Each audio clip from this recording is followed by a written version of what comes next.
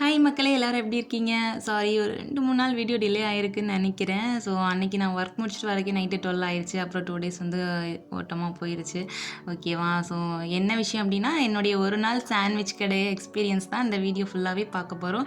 So, video skip பண்ணாம கடைசி வரைக்கும் பாருங்க. கடைசியில வந்து உங்களுக்கு ஒரு சூப்பரான விஷயம் காத்துட்ருக்கு. அதுக்காக வந்து ஸ்கிப் பண்ணிட்டு நேரா கடைசியில போய் பார்த்துரலாம்னு நெனைக்காதீங்க. அது ரொம்ப தப்பு. சரியா? ஓகே, வாங்க வீடியோக்குள்ள போலாம். அந்த நேரம் கடைக்கு வந்த பிறகு என்ன பண்ணேன் அப்படின்னா, ஹெட் கேப் போட்டேன் ஃபஸ்ட்டு.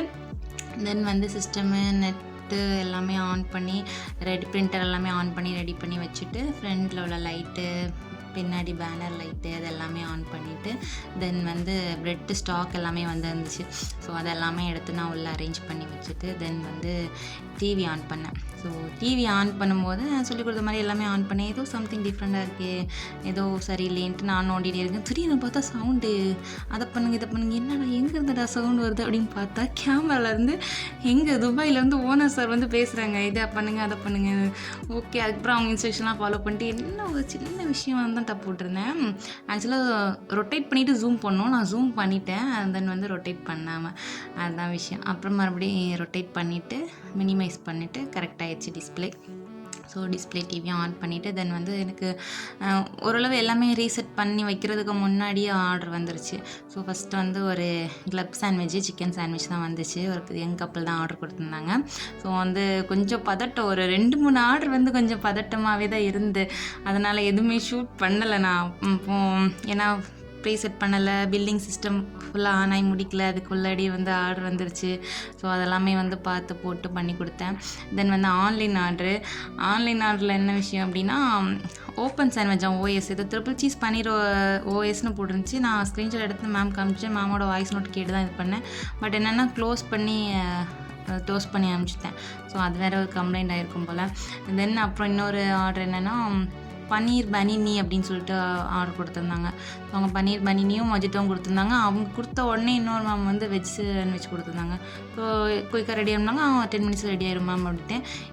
நான் வந்து பிளான் பண்ணி தான் பண்ணினேன். ஸோ பன்னீர் சாண்ட்விச் வந்து ரெடிமேடாக இருக்கும், டக்குன்னு பண்ணலாம்.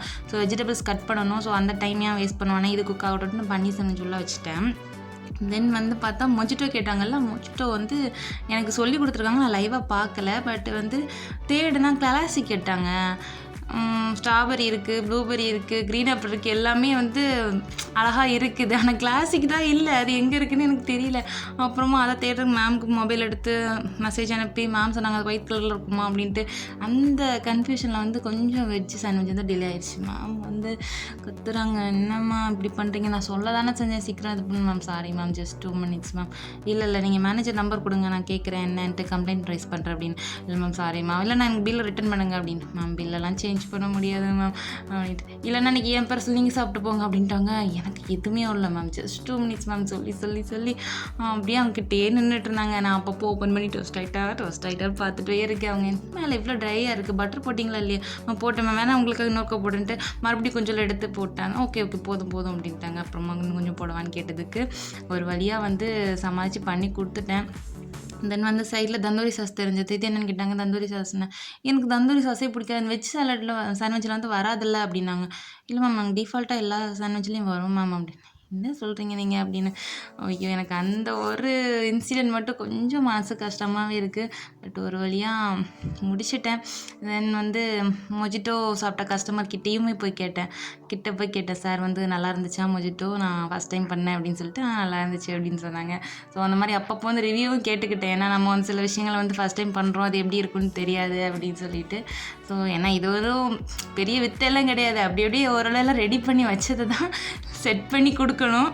ஸோ ஒரு நாளே நான் கற்றுக்கிட்டல. ஸோ இதுக்கு முன்னாடியும் ஒரு 1 or 2 hours இந்த மாதிரி தான் போய் பார்த்துருப்பேன் ஓவரால். ஸோ வந்து பண்ணலாம்.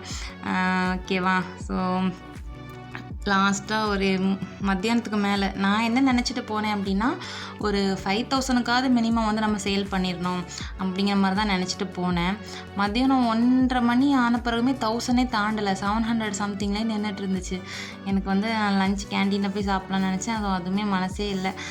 இப்போ நமக்கு லஞ்சுக்கு போனால் 1/2 hour, அந்த டைமில் ஏதாவது கஸ்டமர் வந்து மிஸ் ஆகிடக்கூடாது அப்படிங்கிறதுக்காகவே இங்கேயே சின்னதாக சாண்ட்விச் போட்டு சாப்பிட்டு அப்படியே உட்காந்துட்டேன். அப்புறமா பார்த்தா மத்தியானம் 2 மணிக்கு மேலே ஒரு பெரிய ஆர்டரு ஒரு கப்புள்ஸ் தான் கொடுத்தாங்க. ஸோ அது ஒரு ஆர்டரே வந்து 700 சம்திங் கிட்ட வந்துச்சு. ஸோ ஹாப்பியாக இருந்துச்சு. அதுவும் அந்த கஸ்டமர் வந்து யங் கப்புள்ஸ்னால கொஞ்சம் சில்லாகவே இருந்தாங்க. ஸோ எனக்கு என்ன தோணுச்சு, சரி பிரச்சனை இல்லை, கொஞ்சம் ஸ்மூத்தாக பண்ணலாம் அப்படின்ட்டு தான் அந்த இதை தான் நான் ஷூட் பண்ணவே ஆரம்பித்தேன். அது வரைக்கும் ஷூட்டே பண்ணல. ஸோ அதை தான் நீங்கள் இப்போ பார்த்துட்ருக்கீங்க. ஸோ அவங்கள்ட்ட வந்து கார்ன் சாண்ட்விட்ஜு, காம்போ, பன்னீர் ஓப்பன் சாண்ட்விட்ஜு, மொஜிட்டோ, அந்த மாதிரி சாக்லேட்டு, நியூட்ரலாஸ் இது கேட்டிருந்தாங்க. ஸோ இது எல்லாமே வந்து பண்ணி கொடுத்தேன். எனக்கு அதை ரொம்ப பொறுமையாக ரொம்ப ரசித்து செஞ்சது பாருங்கள். டிசைன்லாம் சூப்பராக பண்ணியிருக்கேன்னா. அதுக்கு பிறகு ஒரு தாத்தா வந்து ஸ்மைலிஸ் ஆர்டர் பண்ணார். அவர் வந்து கேட்டார், எனக்கு மொஜிட்டோ வந்து கூலிங் இல்லாமல் வேணும் அப்படின்ட்டு. தேங்க் காட் நான் அப்போ தான் வந்து இன்னொரு ஃப்ரெஷ்ஷு ஸ்ப்ரைட் வந்து உள்ளே வச்சேன். ஸோ அது கூலிங் இல்லாமல் தான் சார் இருக்குது, இப்போ தான் நான் வச்சேன், ஸோ சில்லாக இருக்காது அப்படின்னு சொல்லிட்டு அந்த ஆர்டரையும் மிஸ் பண்ணாமல் எடுத்துட்டேன். ஸோ வந்து ஸ்மைலி அது ஃப்ரை ஆகி வருவ பார்க்க அழகாக இருந்துச்சு.